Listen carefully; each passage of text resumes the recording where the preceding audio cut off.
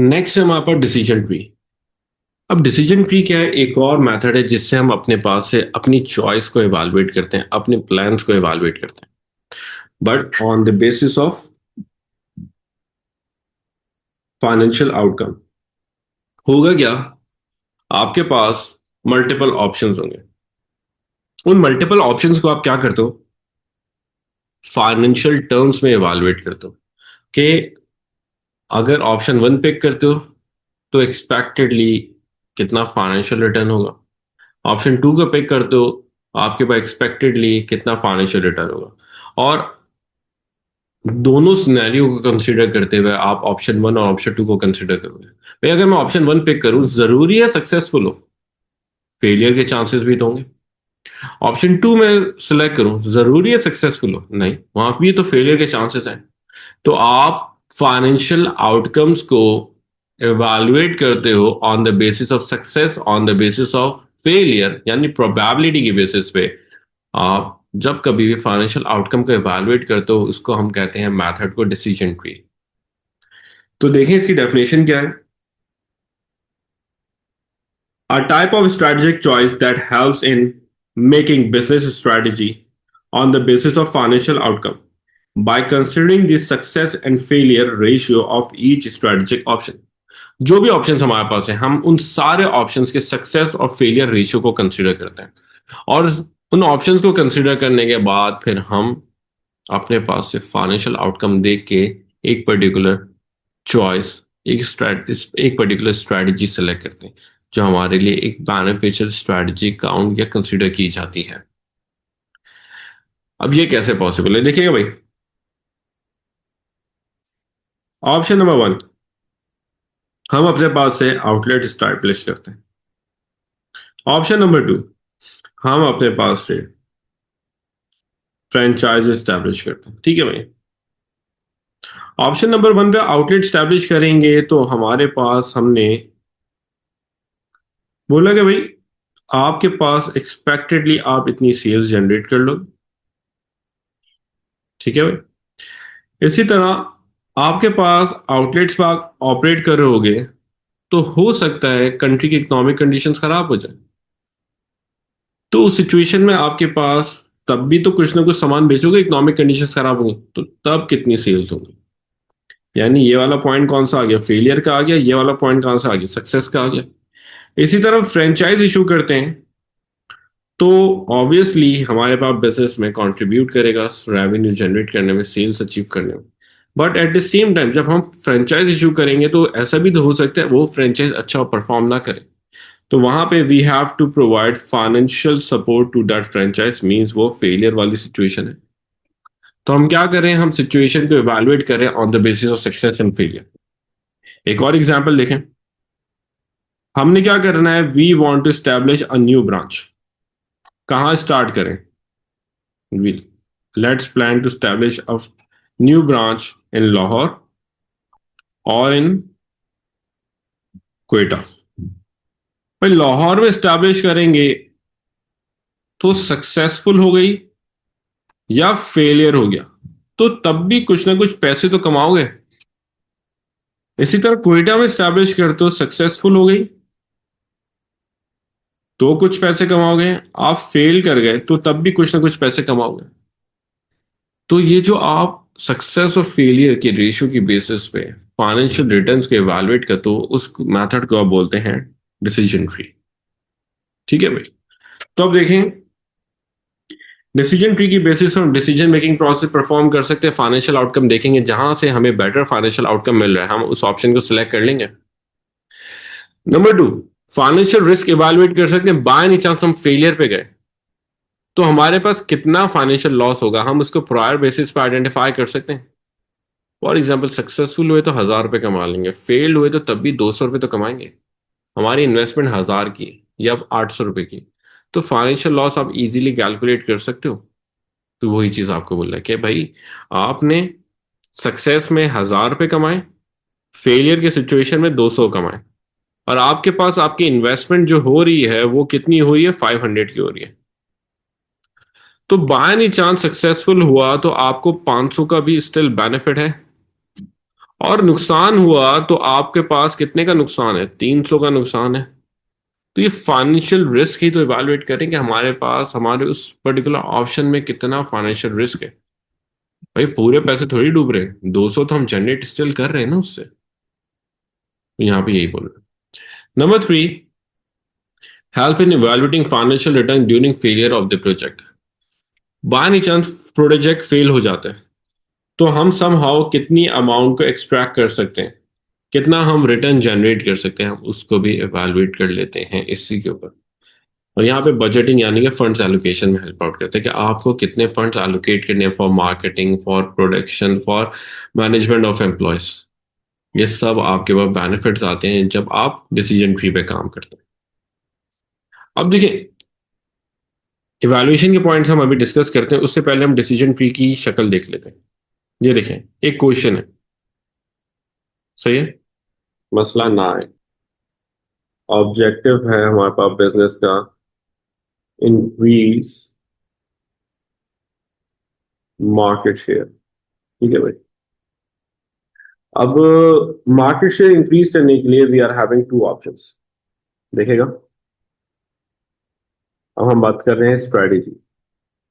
इस ऑब्जेक्टिव को अचीव करने के लिए हमारे पास स्ट्रेटेजी जो हम स्टैब्लिश कर रहे हैं, स्ट्रेटेजी नंबर 1, ऑप्शन नंबर 1 क्या है? मार्केट शेयर ही बढ़ाएंगे, बट ऑप्शन क्या है हमारे पास?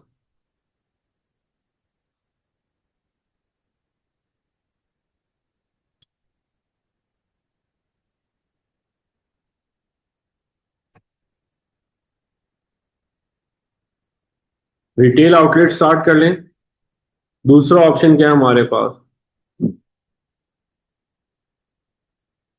अच्छा, पूरा लिख देता हूं, establish retail outlets through take over. जहां पे हम टेक ओवर करेंगे one of the largest retail store. ठीक है भाई। इसी तरह ऑप्शन नंबर 2 क्या है आपके पास? आप मार्केट शेयर इंक्रीज करना चाहते हो तो इसमें आपका दूसरा ऑप्शन क्या है?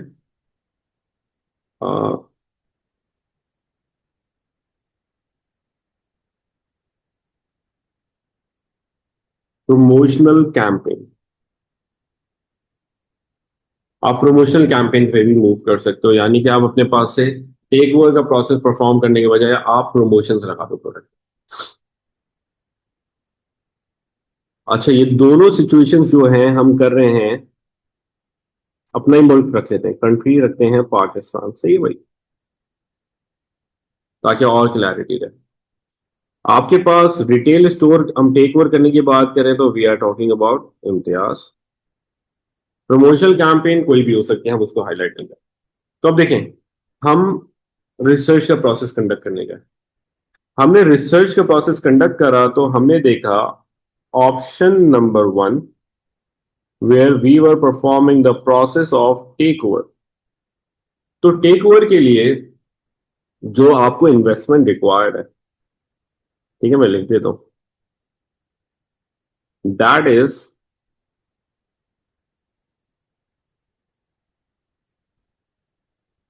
$5 million। सही है भाई, $5 million में आप टेक ओवर करोगे टोटल। अच्छा, आपके पास पाकिस्तान में आपने आइडेंटिफाई करा कि रिसेशन के चांसेस हैं, विच इज अराउंड 70%। 70% चांसेस है कि आपके पास कंट्री में रिसेशन है। और आपके पास कंट्री की इकोनॉमिक कंडीशंस के ग्रोथ के चांसेस कितने हैं? 30%। वैसे पाकिस्तान के हिसाब से ये भी ज्यादा कंसिडर कर लिया हमने, लेकिन हम अज्यूम करते हैं 30% चांसेस हम ग्रोथ पे मूव करते हैं। अगर आपके पास रिसेशन आता है तो एस्टिमेटेडली हम बोल देते हैं नेट कैश फ्लो। सही है भाई, इसमें से हमने खर्चे वर्चे सारे माइनस कर दिए, उसके बाद जो हमारे पास अमाउंट बच रहा है वो है। तो आपके पास रिसेशन के टाइम पे आप अर्न करोगे एस्टिमेटेडली 2 मिलियन। और ग्रोथ की सिचुएशन में आप अर्न करोगे एस्टिमेटेडली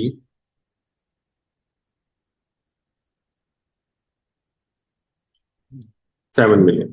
सही। आपके पास ये नेट कैश फ्लो है। ऑप्शन वन क्लियर हो गया। अब ऑप्शन टू वाले पे आते हैं। हम अगर ऑप्शन टू पे जाते हैं तो ऑप्शन टू के अंदर we are moving towards promotional campaign, जहां पे हम डिस्काउंट्स लगा रहे हैं, पैसे कम कर रहे हैं, एक्सेट्रा एक्सेट्रा, हम वारंटीज दे रहे हैं, हम इंस्टॉलमेंट प्लान्स ऑफर कर रहे हैं, कुछ भी लगा रहे हैं। It depends on business. तो हमें प्रमोशनल कैंपेन के लिए टोटल इन्वेस्टमेंट यानी बजट चाहिए। जो हमारे पास से पैसे लगेंगे वो लगेगी आपके पास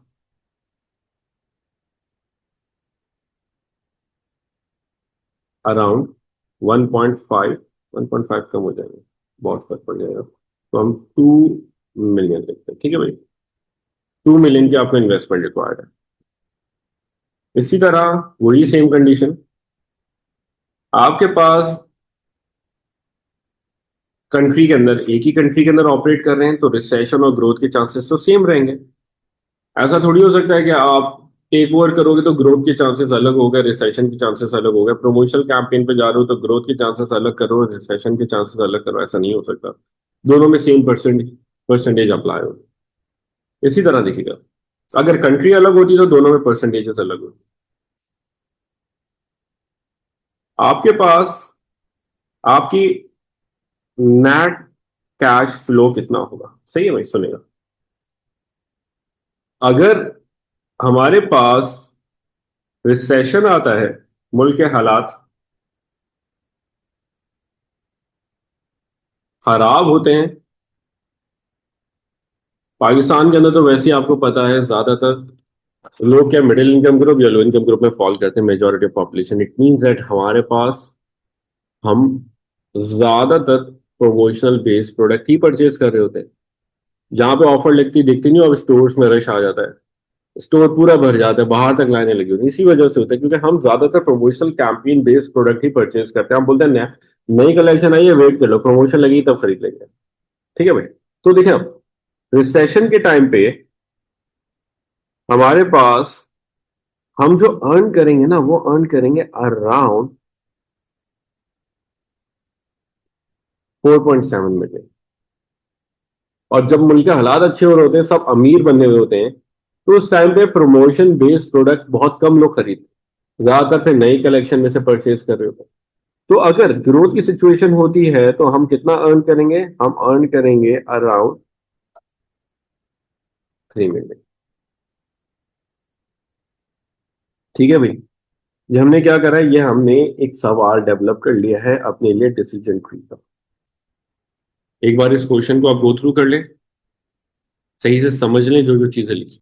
अब इसके लिए हम सेम वही प्रैक्टिस क्या करेंगे, हम एक डिसीजन ट्री बनाएंगे ताकि हम उस डिसीजन ट्री की बेसिस पे फाइनेंशियल आउटकम्स यानी फाइनेंशियल रिटर्न से इवैल्यूएट करें, ऑप्शन वन के, ऑप्शन टू के। सक्सेस यानी ग्रोथ की सिचुएशन के अंदर, फेलियर यानी रिसेशन की सिचुएशन के अंदर। और फिर हम देखेंगे हमारे लिए कौन सा ऑप्शन ज्यादा सूटेबल है, कौन सा ऑप्शन मोर बेनिफिशियल है, ताकि उसमें हम उस पर्टिकुलर ऑप्शन को पिक करें। क्योंकि बिजनेस के पास फंड्स की लिमिटेशन होती है, दोनों ऑप्शंस एक साथ पिक नहीं कर सकता। और दोनों ऑप्शंस को अगर एक साथ पिक भी करता है तो मैनेजमेंट इश्यूज आ सकते हैं, डिस इकोनॉमीज में कन्वर्ट हो सकते हैं। क्योंकि हमारे लिए दोनों option at the same time pick करना, इम्प्लीमेंट करना बिजनेस के लिए सक्सेसफुल इम्प्लीमेंटेशन इम्पॉसिबल होता है। अब देखिए बेटा, अब हम डिसीजन ट्री बना रहे हैं, सेम उसी तरीके से हम काम करेंगे। ठीक है, यहां पे हमारे पास फाइनल डिसीजन आए। इसी तरह आपके पास सबसे पहले हम कौन से वाले पे आ रहे हैं? ऑप्शन वन पे आ रहे हैं। यहां पे मैं लिख देता हूं ऑप्शन टू, आसानी के लिए लिख देता हूं टेक ओवर, और यहां लिख देता हूं मैं प्रमोशनल एक्टिविटीज। सही। आपके पास टेक ओवर के लिए हमें कितने पैसे चाहिए? $5 million की इन्वेस्टमेंट चाहिए। और प्रमोशनल कैंपेन के लिए हमें कितने पैसे चाहिए? $2 million।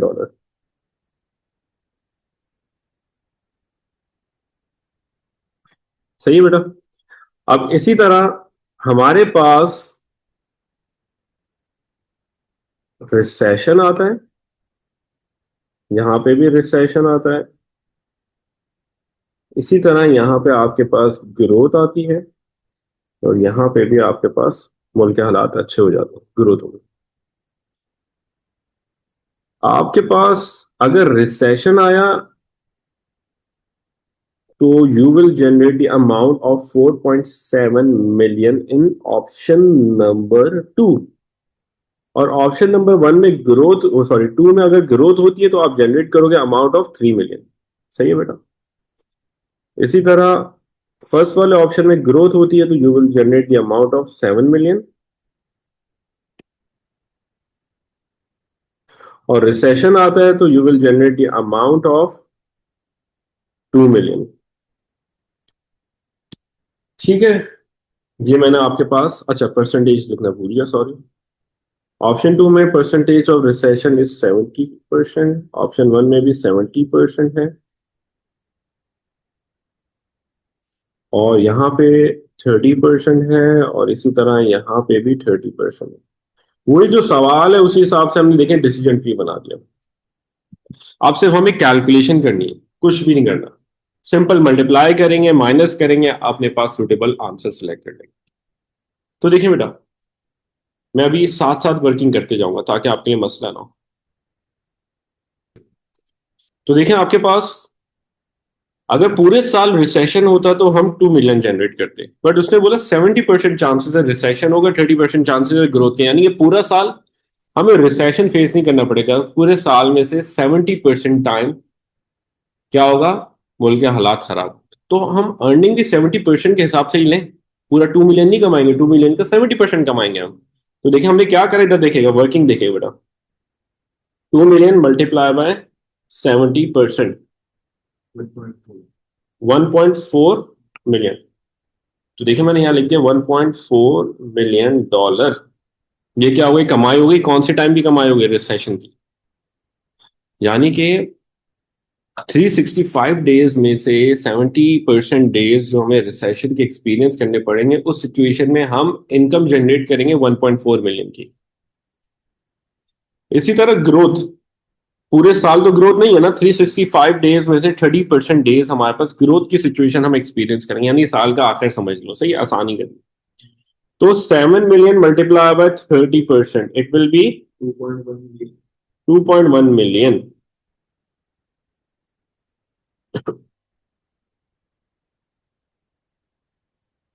अब टोटल कितना कमा रहे हो आप इस कंट्री से? 2.1 प्लस 1.4 इक्वल्स टू, इन्वेस्टमेंट भी कवर नहीं हो रही। तो हम टोटल जो अर्न कर रहे हैं from this country that is $3.5 million. हमने क्या करा? 5 million minus 3.5 million which is the amount of revenue. Sorry उल्टा कर लिख दिया मैंने, मिस्टेक हो गई यहाँ पे। 3.5 माइनस 5 मिलियन, सही है।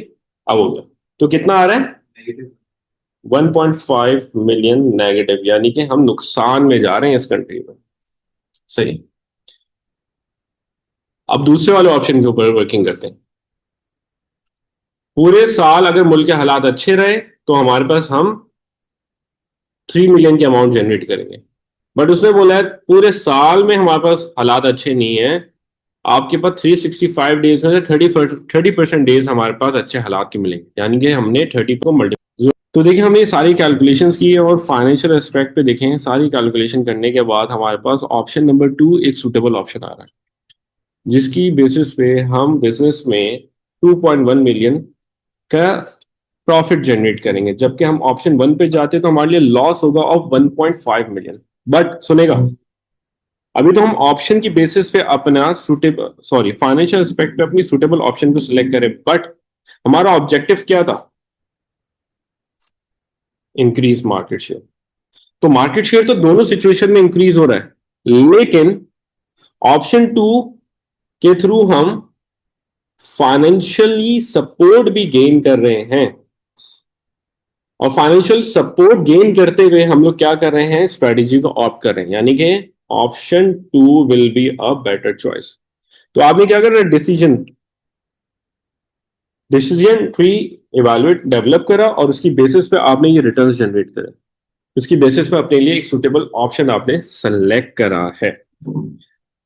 अब सुनेगा, जरूरी नहीं है कि ये 100% करेक्ट हो। आपकी इकोनॉमिक कंडीशंस वेरी कर सकती हैं, इकोनॉमिक कंडीशंस चेंज हो सकती हैं according to the situation, according to the terms and condition, according to the PEST change in PEST analysis. तो वो आपके ऊपर वेरी करेगा। दूसरा, जो तुम्हारा सवाल आ रहा है सर, ये प्रमोशनल इलास्टिक और इनइलास्टिसिटी पे डिपेंड करता होगा ना। प्रमोशनल, देखो हमने बैकएंड पे रिसर्च करी है इसके, हमने जो ये अमाउंट जनरेट करने का सोचा, ये बैकएंड के ऊपर रिसर्च कंडक्ट करी होगी और प्रमोशनल इलास्टिसिटी और इनइलास्टिसिटी को, दोनों सिचुएशंस को हमने कंसीडर किया होगा। तभी देखो आपके पास इकोनॉमिक ग्रोथ की सिचुएशन में हमारे पास बिजनेस के पास कम रिस्पॉन्सेज आ रहे हैं ऑप्शन टू में, और ऑप्शन नंबर वन रिसेशन के टाइम के ऊपर ज्यादा रिस्पॉन्सेज आ रहे हैं। It means that elastic and के लिए। क्लियर है? अब सुनिए, इसके ऊपर जब सवाल आएगा ना, तो आपको क्या करना पड़ेगा, पहले दोनों ऑप्शंस के पॉजिटिव और नेगेटिव डिस्कस करने पड़ेगा। अब ऑप्शन वन फाइनेंशियल टर्म्स में सूटेबल नहीं है, लेकिन बेटा आपका risk of failure lower side पे कैसे लेके जाएगा, कौन सा ऑप्शन लेके जाएगा, that will be option number one. क्योंकि अब आप रिटेल आउटलेट्स पे स्टैब्लिश कर लोगे, इट मींस दैट अब आपका रिस्क दो सेक्टर्स पे डिपेंडेंट है, सेकेंडरी एंड टर्शरी। आप अपने पास से प्रोडक्ट को मैन्युफैक्चर भी कर रहे हो, प्रोडक्ट को आप अपने रिटेल आउटलेट्स के थ्रू भी सेल आउट कर रहे हो, तो इससे आपके पास आपका रिस्क ऑफ फेलियर डिस्ट्रीब्यूट हो गया। Eight the same time direct contact with customers हो रहा है, यानी कि कस्टमर्स को अब आप प्रोडक्ट को खुद ही इंडिविजुअल बेसिस पे सेल आउट करो, it means that responses from customers आप इजीली गेन कर सकते हो। तो ये सपोर्टिव पॉइंट है। इसी तरह ऑप्शन नंबर वन आपके पास आपके बिजनेस की स्ट्रॉन्ग ब्रांड वैल्यू डेवलप करने में हेल्प आउट करेगा, प्रोडक्ट पोजिशनिंग में सपोर्ट करेगा, ये सपोर्टिव पॉइंट आ रहे हैं। बट अगेंस्ट क्या है, फाइनेंशियल एस्पेक्ट पे रिटर्न कम मिल रहा है, लॉस हो रहा है। जरूरी नहीं लॉस हो सकता है लॉस ना हो, ये तो हमने सवाल ऐसे रैंडम बनाया, लॉस पे आ गए। खैर, रिटर्न कम आ रहा है, इन्वेस्टमेंट भी तो ज्यादा रिक्वायर्ड है, 5 मिलियन, बिजनेस के पास इतने फंड्स हैं या नहीं है, ये नेगेटिव पॉइंट आ रहा है। सही है बेटा। इसी तरह ऑप्शन नंबर टू के अंदर रिटर्न ज्यादा आ रहे हैं, बट आपकी ब्रांड इमेज पे नेगेटिव इंपैक्ट आएगा, बिकॉज प्रमोशंस आप अप्लाई करो, प्रमोशंस अपने प्रोडक्ट अप्लाई करोगे, इट मींस दैट आपके पास वो प्रोडक्ट क्या कंसिडर किया जाएगा, एक नॉर्मल या लेस वैल्यूड प्रोडक्ट कंसिडर किया जाएगा, क्योंकि जो भी बिजनेस प्रमोशंस लगाते हैं उसकी brand value among customers reduce होती है। इसी तरह प्रमोशंस लगाना, इट मींस दैट आप अपने पास से अपने प्रोडक्ट को स्पेसिफिक सेगमेंट के अकॉर्डिंगली मार्केट कर रहे हो। इसी तरह ये सिचुएशन तो आपने कंसिडर करी। What if any of our competitor implements the same strategy? They also goes for the promotional campaign. फिर उस सिचुएशन में आपके पास आपके रिस्पॉन्सेज वेरी करेंगे। तो ये क्या नेगेटिव पॉइंट आ गए किसके, सेकंड वाले ऑप्शन के। ये पॉजिटिव नेगेटिव सब डिस्कस करोगे और उसके बाद जाके कंक्लूजन में अपना ओपिनियन दोगे that you are going for option number two as it is considered to be more feasible in financial terms. However, ये इवैल्यूएशन सुनेगा, however business should not be totally dependent on decision tree while evaluating या while selecting their developed strategy. They should also consider other types of strategic choices like Ansoff matrix, comma, force field analysis, and investment appraisal in order to select their strategy effectively. यह आपके पास proper इसका conclusion इस तरह develop हो। We are planning to establish a car service station. ठीक है भाई, क्या करेंगे हम, गाड़ियां धोएंगे भाई। स्टार्ट ऑफ ऑपरेशंस, हम ऑपरेशंस को स्टार्ट करते हैं। तो दो ऑप्शन है कि हम कार सर्विस स्टेशन एक आउटडोर खोलें या इंडोर खोलें। आउटडोर यानी कि खुली छत होगी, खुला आसमान होगा, छत कवर नहीं होगी हमारे पास, ऊपर से खुली सनलाइट आ रही होगी। ठीक है भाई। इंडोर मीन्स हमारे पास कवर्ड होगा, एक प्रॉपर रूम या बिल्डिंग होगी जिसके अंदर हमारे पास सर्विस स्टेशन हम ऑपरेट करेंगे। तो देखिए आपके पास आउटडोर में इन्वेस्टमेंट कितनी है? 3,000 की। इंडोर में इन्वेस्टमेंट कितनी है आपके पास? 5,000 की। इसी तरह फर्दर इंफॉर्मेशन देखें, success of operations are based on weather conditions, ऐसे ही है। मौसम के ऊपर ही तो डिपेंड करता है कि आपका बिजनेस ज्यादा सक्सेसफुल होगा कम होगा।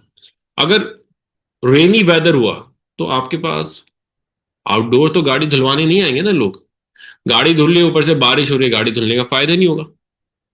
वहां पे बंदा उसको कपड़ा लगा रहा है, ड्राई कर रहा है, गाड़ी बारिश हो रही है, भीगती रहेगी, फायदा नहीं है। तो इट मीन्स दैट आउटडोर हमारे पास अफेक्ट होगा मोस्टली कब?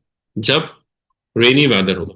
इसी तरह इंडोर, चाहे गर्मी हो, चाहे अच्छा मौसम हो, चाहे बारिश हो रही हो, इंडोर तो फिर भी इजीली अपने ऑपरेशंस को परफॉर्म कर सकता है।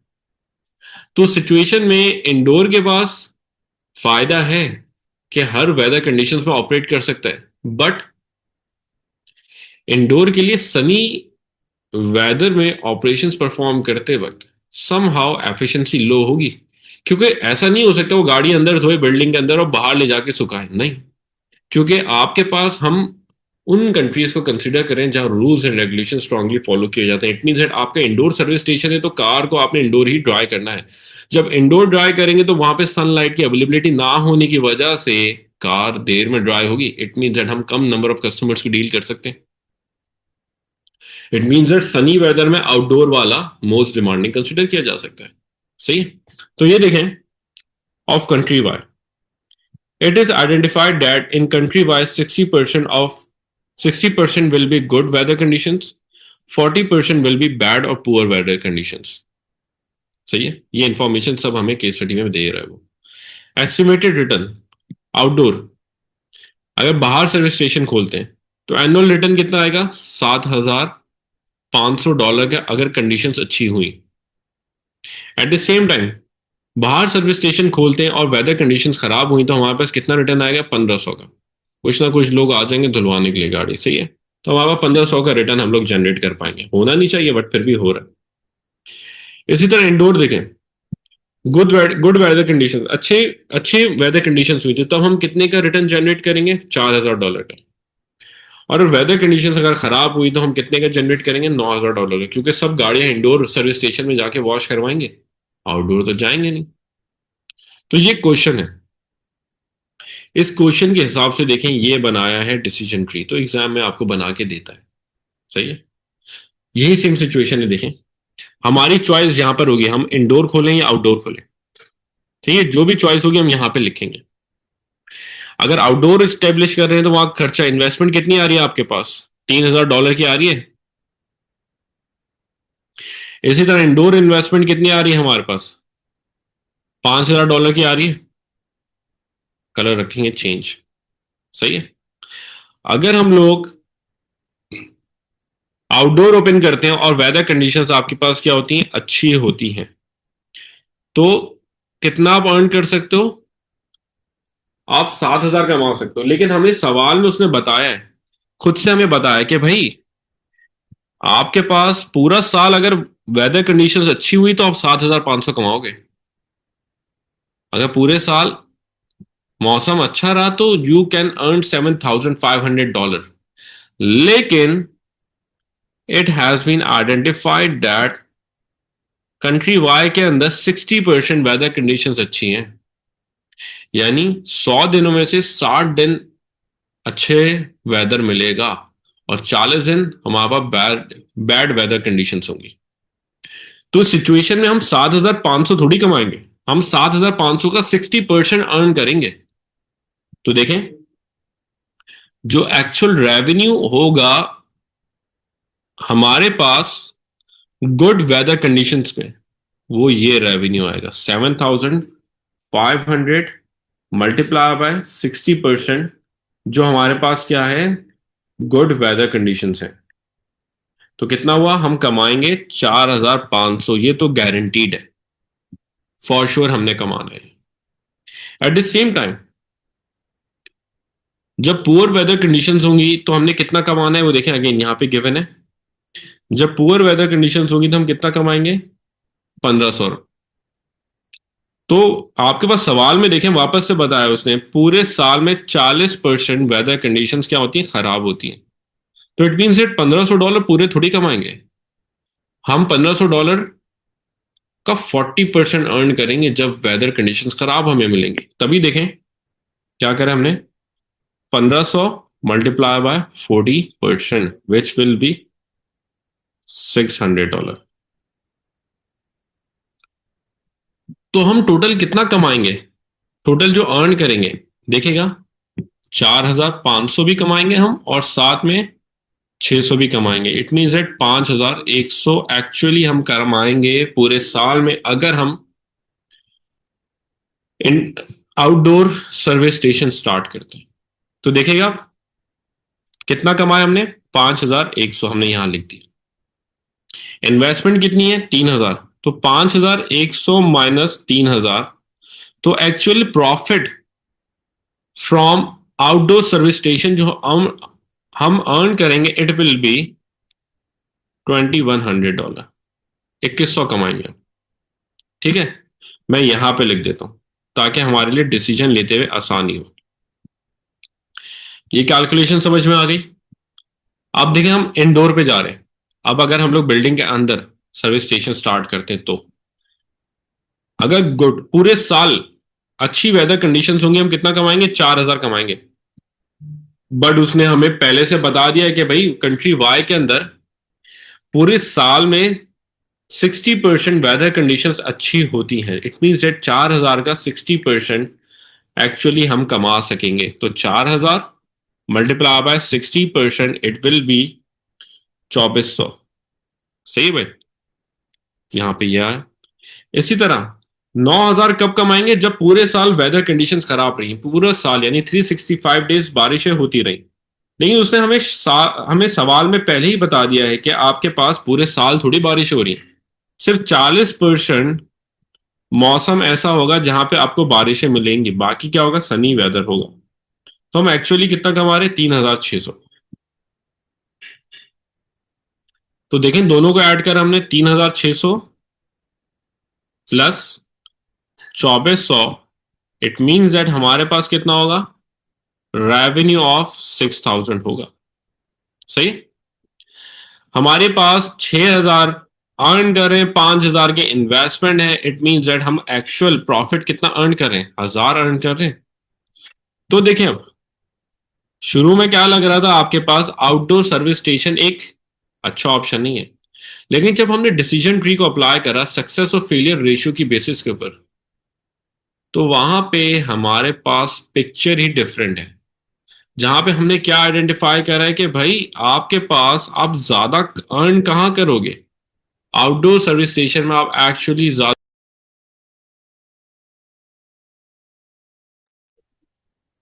तो अब देखिए हमारे पास अगर हम इंडोर सर्विस स्टेशन स्टैब्लिश करते हैं तो यहाँ पे क्या सिचुएशन होगी, यहाँ पे कंडीशंस क्या होंगी हमारे पास फाइनेंशियल पॉइंट ऑफ व्यू से हम देखेंगे अब।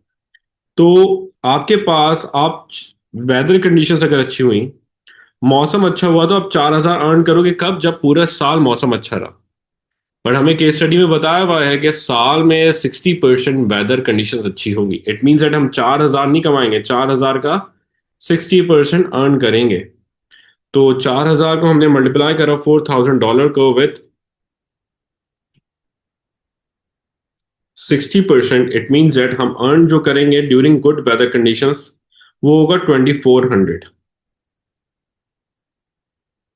इसी तरह अगर वेदर कंडीशंस पुअर हुई तो हम 9000 अर्न करेंगे कब? जब पूरे साल वेदर कंडीशंस खराब हुई। बट केस स्टडी में उसने बताया हुआ है पूरे साल में आपके पास वेदर कंडीशंस जो खराब होंगी ओनली 40% होंगी। इट मीन्स दैट हम जो अर्न करेंगे इट विल बी 3600। तो हम पूरे साल में जो टोटल अर्न करेंगे ना, वो कितना अर्न करेंगे? 2400 प्लस 3600। इट मीन्स दैट हम टोटल $6000 कमाएंगे फ्रॉम इंडोर सर्विस स्टेशन। तो हमने यहाँ पे $6000 लिखा। हमने $6000 को माइनस करा with the amount of capital invested. तो आप कितना एक्चुअली अर्न कर रहे हो? $1000। जबकि शुरू में हमें क्या लग रहा था कि हम ज्यादा अर्न कर लेंगे इंडोर से comparatively to outdoor. But situation ही अलग है यहाँ पे। हम एक्चुअली सक्सेस और फेलियर के रेशियो को कंसीडर करने के बाद हमने आइडेंटिफाई करा कि हम आउटडोर से 2100 अर्न करेंगे और इंडोर से सिर्फ $1000 अर्न करेंगे आफ्टर डिडक्टिंग इन्वेस्टमेंट। तो इस सिचुएशन में ज्यादा बेनिफिशियल ऑप्शन कौन सा हुआ हमारे लिए? आउटडोर हुआ। तो यही डिसीजन ट्री है जहां पे आप फाइनेंशियल पर्सपेक्टिव कंसीडर करते हैं, फाइनेंशियल रिटर्न्स को कंसीडर करते हैं on the basis of success and failure. और उन सारे फैक्टर्स को आप कंसीडर करने के बाद अपने लिए एक सूटेबल डिसीजन को ऑप्ट करते हैं। अब देखिए, ये जो हमने डिसीजन ऑप्ट करा है ये कब होगा? अगर 100% सिनेरियो सेम रहा, बाय एनी चांस वेरिएशन आई, जरूरी थोड़ी कि 60% ही आपके पास वेदर कंडीशंस अच्छी रहेंगी।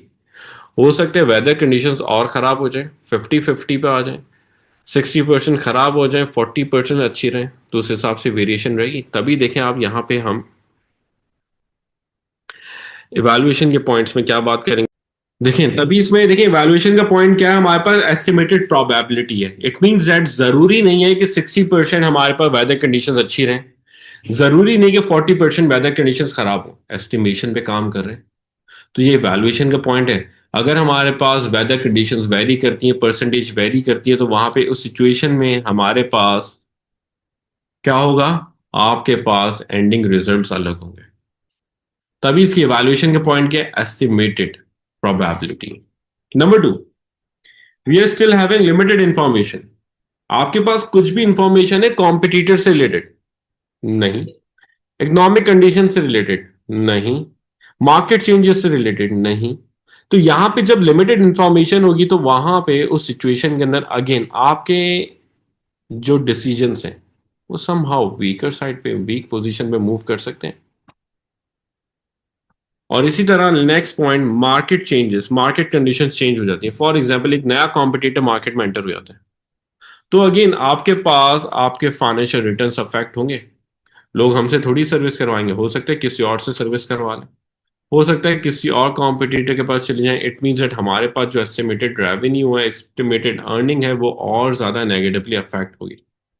तो ये क्या है? ये हमारे पास लिमिटेशंस हैं या इवैल्यूएशन के पॉइंट्स है ऑफ आपके पास डिसीजन ट्री।